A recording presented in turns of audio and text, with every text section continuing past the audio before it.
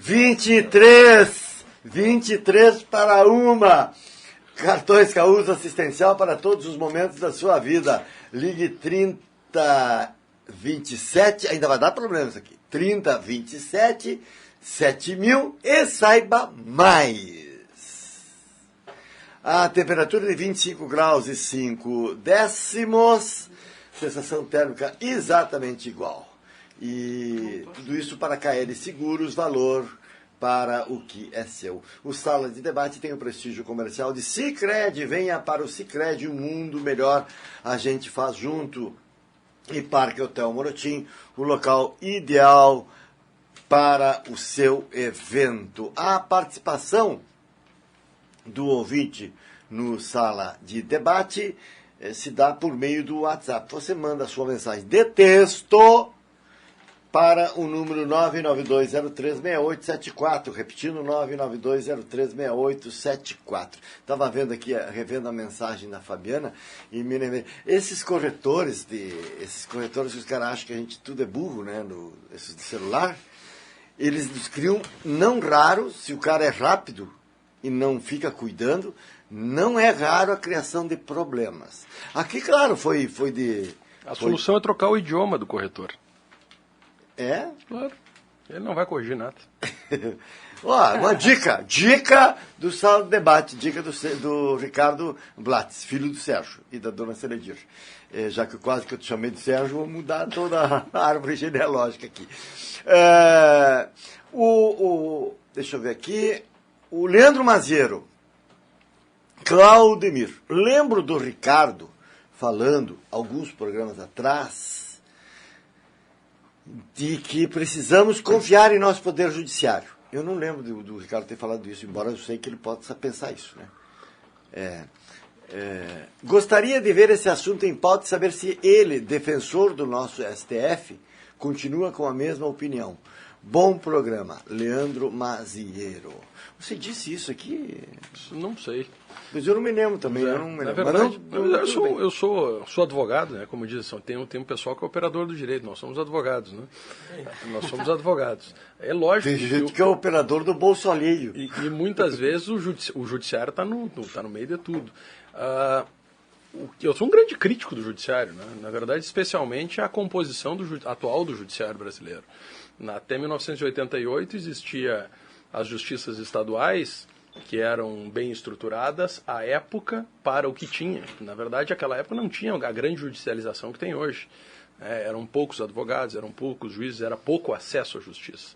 Com a criação da Justiça Federal e a Justiça Federal especializada do trabalho, se deu nesses últimos anos, a gente pode falar nesses quase 30 anos de Constituição, uma organização do sistema federal judiciário em comparação com o judiciário estadual, uma balbúrdia.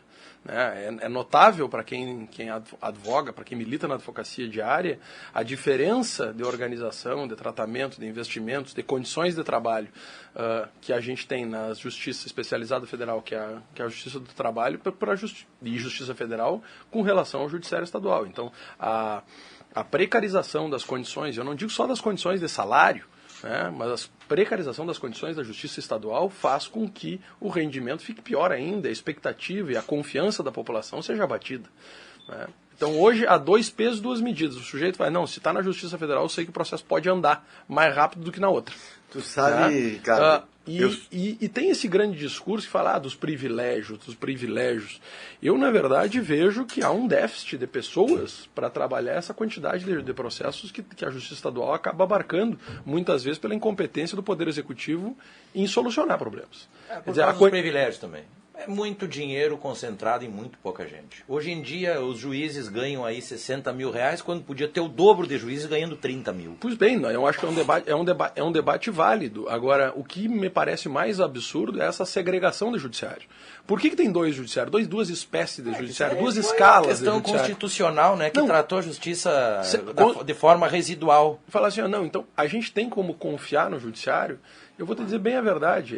O cidadão que está precisando do judiciário, ele sente a apreensão, porque ele não sabe se aquela decisão vai sair rápido, se vai sair a tempo. O sujeito que deve, muitas vezes, até cobrar o cidadão, demora tanto tempo Né? Então, realmente, infelizmente, eu vejo o contrário. Não dá para confiar e jogar todas as fichas que o judiciário vai resolver o problema. Eu não quero criar um constrangimento para a Beth, mas vou criar, se for o caso, porque eu acho que ela é deste tempo também que eu vou falar agora. Certa feita eu fui testemunha num processo trabalhista e eu não sabia onde que era a justiça, muito antes disso aqui, do que tem lá hoje, que é aquilo ali é primeiríssimo mundo. Principalmente quando a gente comparar, não faz tanto tempo assim, faz menos de 30 anos. Eu fui testemunha, fui chamada até como testemunha num processo, até vou ser mais específico, foi em 1988, portanto... Durante a Constituição. Olha, eu acho que foi no primeiro semestre, recém tinha saído a Constituição. Não, a Constituição foi em outubro. Mas enfim, foi em 88, antes da Constituição. Mas isso é irrelevante, o que interessa são as dependências. Era num beco de um prédio. Nos fundos do Correio. Não, era no prédio.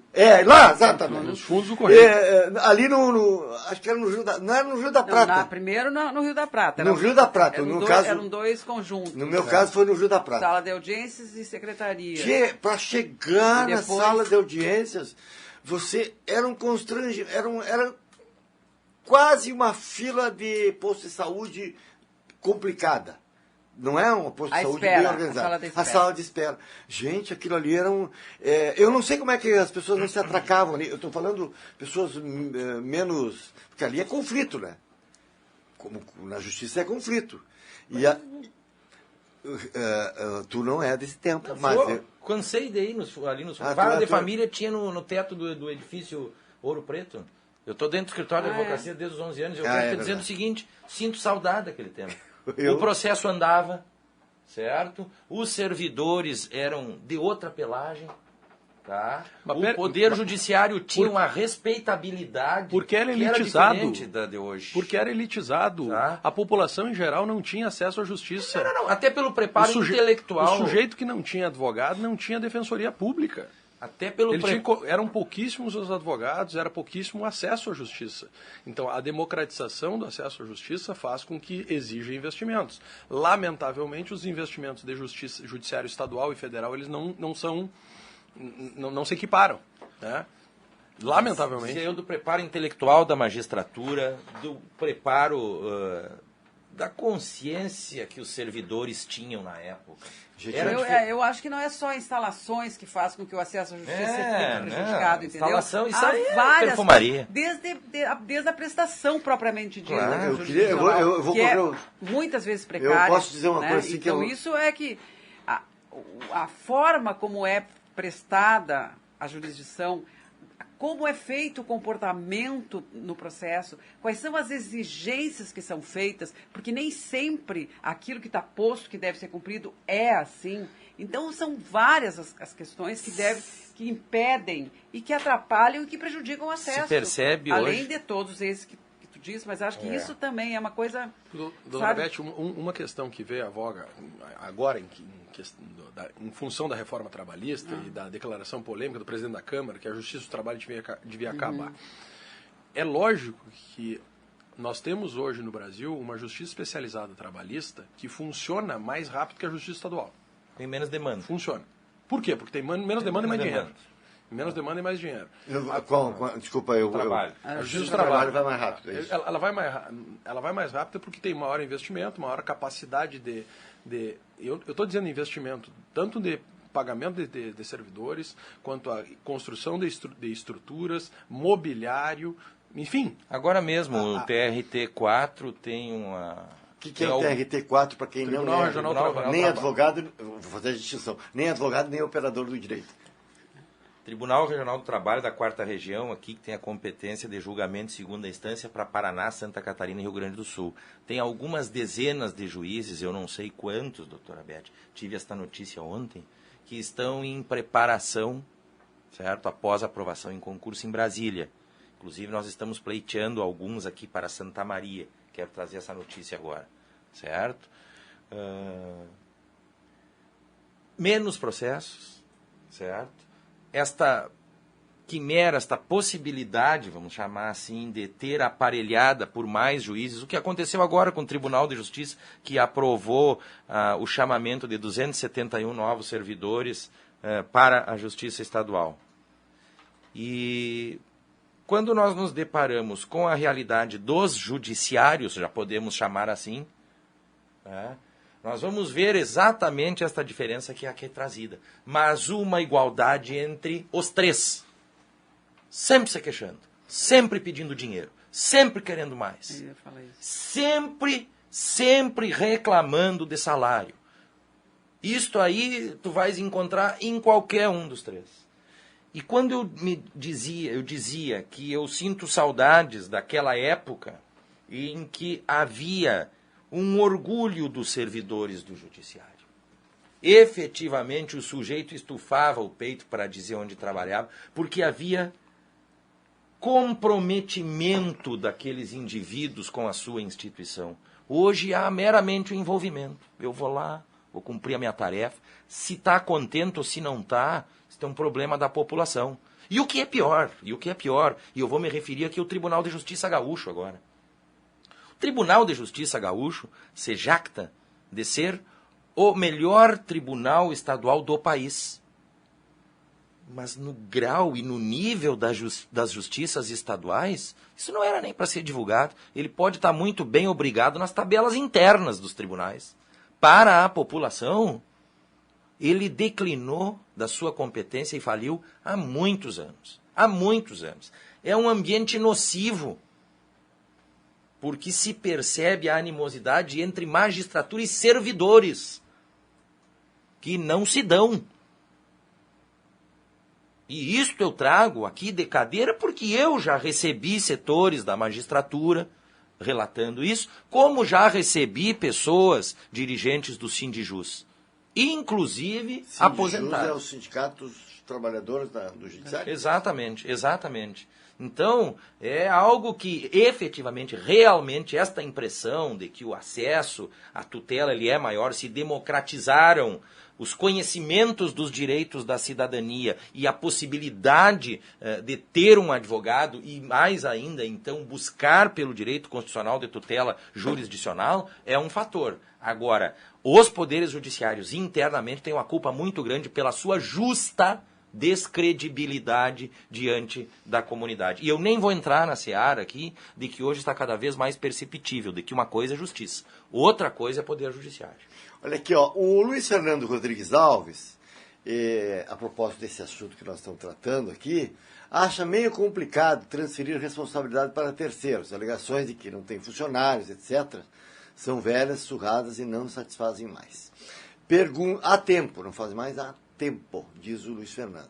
Pergunto, qual a solução que profissionais os juízes, terão de adotar para que o negócio entre aspas, né, que eles trabalhem, ande?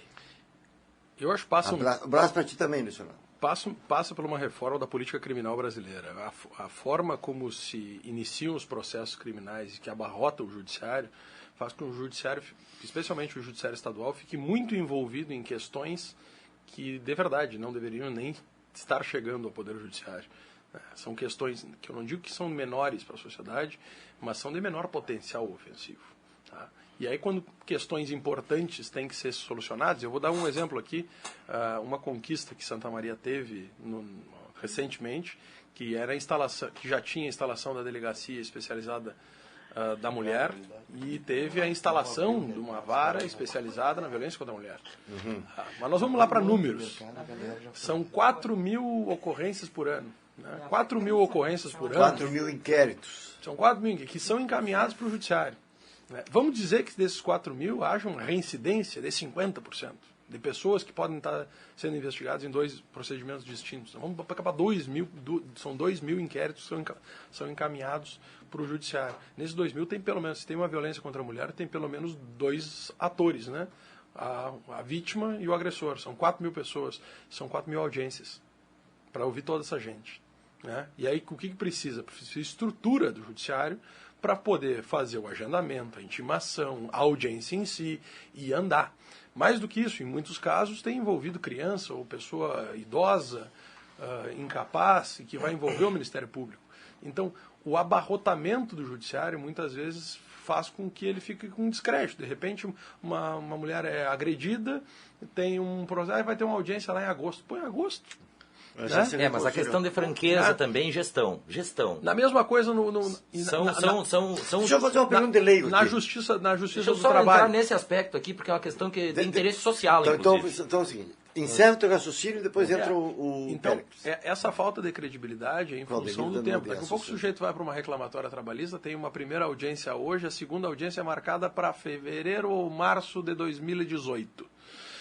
Qual é a expectativa é que vá sair lá adiante? Eu não vejo que a justiça comum e a justiça do trabalho estejam tão diferentes em prazos, entendeu? A justiça do trabalho realmente é isso. Hoje está marcando para início de 18, né? Um pouco mais ali.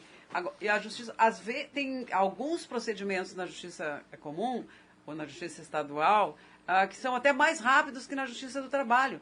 E que a natureza do crédito lá discutido não é nem alimentar como é aqui na Justiça do Trabalho, e que deveria ser muito mais rápida.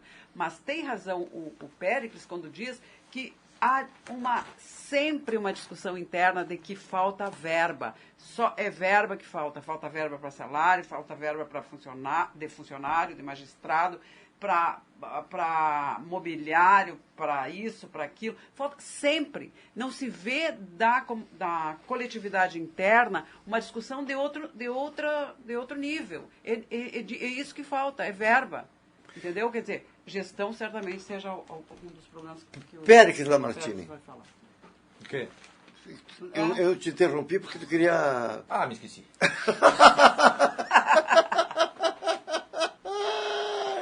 Deixa eu fazer uma pergunta de leigo, então. Vou perguntar pro Péricles, vou introduzi-lo na conversa. Os juizados especiais, enquanto o Ricardo falava lá, eu estava me lembrando disso. Os juizados especiais criminais e cíveis, primeiro os criminais, acho que foram primeiro, né? Depois os cíveis, eles não ajudaram, ou pelo menos era essa a intenção, né? De trazer para uma solução mais rápida os casos de menor potencial ofensivo no caso criminal e de menor financeira no caso dos cíveis. Eu sei disso porque eu fui em várias audiências do juizado especial criminal, como não era eu, vou deixar claro, não era eu o processado, mas a empresa na qual eu trabalhava. E civil também. Isso aí não ajudou, gente? Não. Isso aí foi mais uma medida episódica, paliativa, tomada por um dos poderes do Estado que há muito tempo renunciou da sua função primordial de alcançar um serviço imprescindível à população. O Estado, os órgãos estatais, eles vêm mostrando a sua claudicância, a sua ineficiência, e nesse tipo de coisa isso seria intolerável, porque é algo que é jamais delegável à iniciativa privada. O que é? Porque, veja bem, o Estado declinou lá quando inventou o juizado especial. Já colocou a julgar juizados especiais, juízes leigos em algo em que é imprescindível um juiz. Tá? Tornou, em alguns aspectos, menos dinheiro, como se menos dinheiro para um ou outro cidadão não representasse... Mas tem gente graúda entrar no juizado especial criminal. E civil, principalmente. Importância para este ou aquele cidadão diante da verba discutida. E assim nós vamos, porque exatamente aquilo que tu falou, Beth. A questão é estrutural. Eu concordo com o que tu falaste a respeito dos inquéritos, da questão criminal, mas a tenho como a ramificação de um radical que está enterrado na terra, que é primeiro, diagnóstico. A consciência do que é o judiciário, ele tem que ter consciência disso. Tudo está desembocando lá, como ele pode perceber. Então está faltando comprometimento. Comprometimento, para mim, deriva e passa por gestão. Gestão desta barbaridade de recursos que cada vez mais se derrama no judiciário e ele cada vez encolhe mais e é cada vez mais ineficiente em relação ao cidadão. Que conversa é essa de desembargador tapado de assessor, enquanto um juiz de primeira instância que às vezes não tem um meirinho para apregoar as partes no corredor, que é onde está o cidadão? Que conversa é essa de cargo de confiança de desembargador ganhar mais que o oficial de justiça que está todos os dias andando na rua atrás dessa ou daquela parte e é quem faz o processo andar? E aí? Como é que fica isso? Precisamos de mais verba. Para quê? Para o CC? Para o auxílio moradia? Que conversa é essa do auxílio moradia custar 10 bilhões de reais ao ano? Esta verba ilegal, inconstitucional, imoral, tá? E os tribunais não ter dinheiro para abrir concurso e contratar magistrados que ganhem os proventos constitucionalmente previstos. Isto é uma questão de responsabilidade com o dinheiro do povo. Este é o primeiro passo. O de resto, juizado especial, dirimir as questões de conflitos sociais por órgãos de conciliação das práticas restaurativas também são importantes. Mas a fundamental é essa. Não pode funcionar um poder que imagina que a grande quimera de resolução dos problemas da sociedade é a conscientização coletiva de que é preciso dialogar, é preciso mediar, é preciso conciliar. Ora, desde que o mundo é mundo, as relações humanas apresentam conflitos, e é para isso que foi inventado o judiciário, inclusive esse monte de empregos aí. E mais, não pode funcionar um poder, não pode ser taxado como eficaz, um poder que acha que a grande solução está no processo eletrônico, cuja interposta intenção é dificultar o acesso do cidadão à tutela jurisdicional.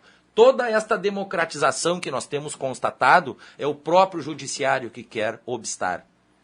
Tem alguns, quando a gente fala de judiciário especial... Acho, Luiz Fernando Rodrigues Alves, que a tua pergunta começa a ser respondida aí. O que precisa? Não, porque o que acontece também como agravante desse abarrotamento do judiciário é que algumas grandes empresas se valem do judiciário. Estou dizendo aí o setor de seguros, o setor bancário, o setor de telecomunicações. Quando a gente fala juizado especial civil, parece que é só briga de vizinho para ver quem é que pinta o portão. Não, tem conta de luz, tem conta de telefone, tem seguro, tem o bancário. Na verdade, estes são os grandes clientes do judiciário. Se a gente entender eu te trago um testemunho quem pessoal são os clientes do judiciário. Quer dizer, hoje no Brasil, em dados absolutos, quem é o maior cliente do Poder Judiciário? Cliente é aquele que acessa o Poder Judiciário e exige os serviços do Judiciário. O Estado. Dos órgãos do Estado, qual é o órgão do Estado? O INSS. Então, para isso, o governo, de fato, isso eu não estou dizendo desse governo golpista, do anterior legítimo, o anterior também legítimo. Eu estou dizendo, os governos, eles simplesmente tiram direito do cidadão. Se o sujeito quiser, ele que reclame no judiciário. E aí dá um dinheiro pro judiciário. Blattes. Né? A Carla Avellini, a ex-presidente do Juizado Especial aqui de Santa Maria, declarou isso para mim no gabinete dela, e eu faço esta afirmação aqui, embora não tivesse testemunho, eu faço essa afirmação pública sob o penhor da minha honra. Tá? Conversando a respeito do abarrotamento, as tudo aí. Entulho. Telefonia. Sim. Telefonia. Sim, claro. Certo? Excelência. Os aspectos peculiares à sanção. Educativo, sancionativo, o castigo e a educação para que não ocorra de novo. Não é possível que um cidadão esteja cadastrado indevidamente por uma conta que não tenha, tá? E a Brasil Telecom seja multada na importância de R$3.000.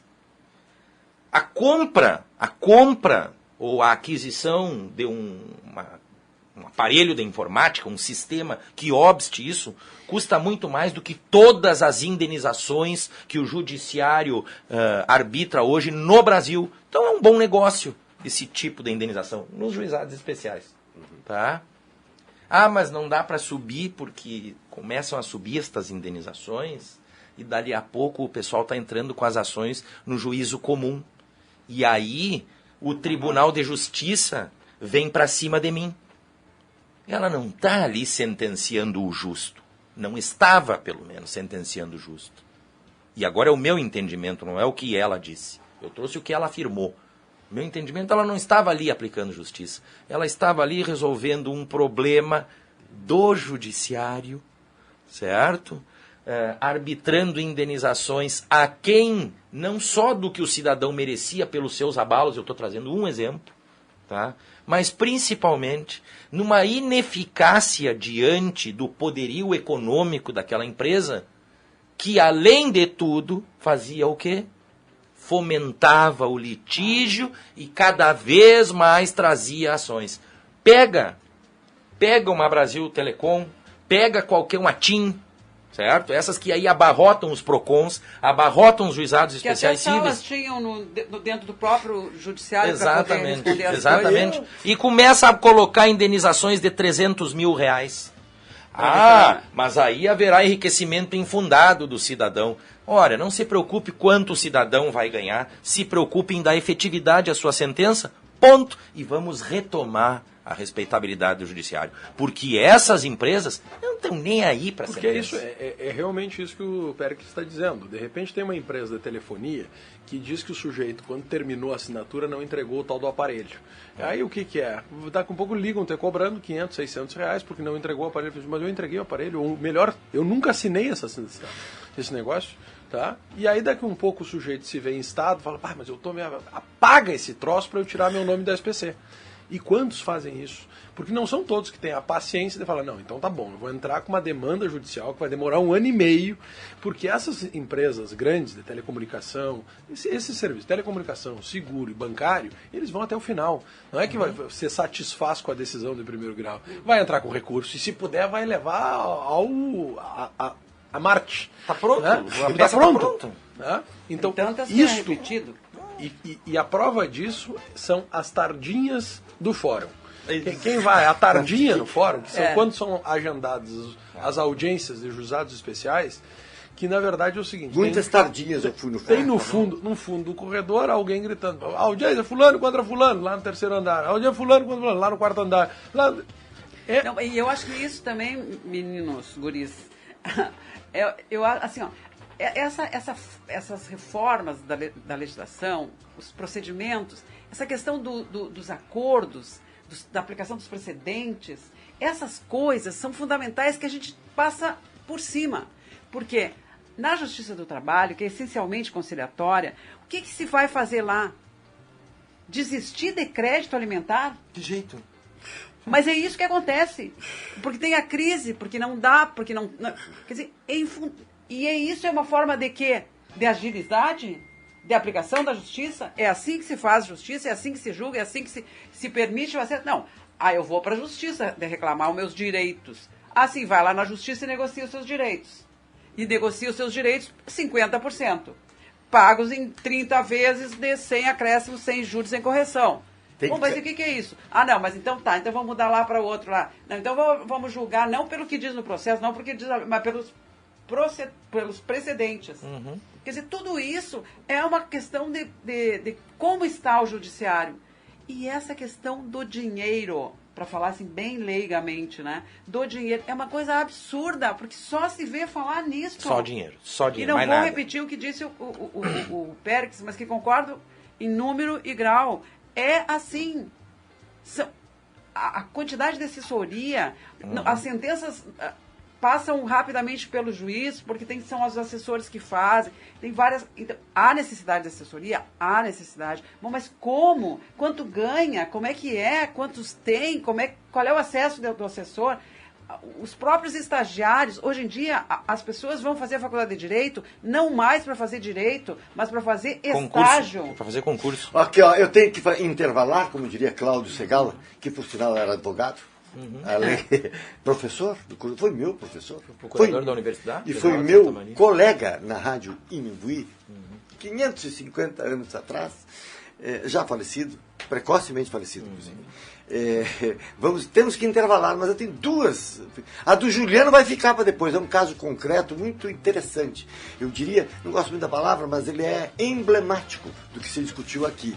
Agora, então, Juliano, não te preocupe que o teu caso vai ser trazido, para usar uma expressão cara aos advogados, será trazido à líder. E o Carlos Thomas, ou Tomás, Albornoz, por acaso? Não me parece. Mas não que não mereça. Mas não é o caso. Os estagiários formam uma mão de obra barata. E é verdade. E normalmente, no caso do judiciário, muito qualificada. Normalmente. Tanto que tem muito estagiário fazendo sentença. Mas isso aí é o que eu leio nos sites especializados da área do jurídico, portanto eu não posso afirmar. Eu estou só comendo pela mão dos outros. E o Júlio César Ferreira, que diz o seguinte: o judiciário virou uma senhora casta aqui no Brasil. Agora, eu não sei se ele disse senhora casta no sentido de ser grande casta, ou se é aquela moça que casta e tal. Mas as duas valem. Os dois sentidos podem progredir. Em seguida eu trago a história do Juliano.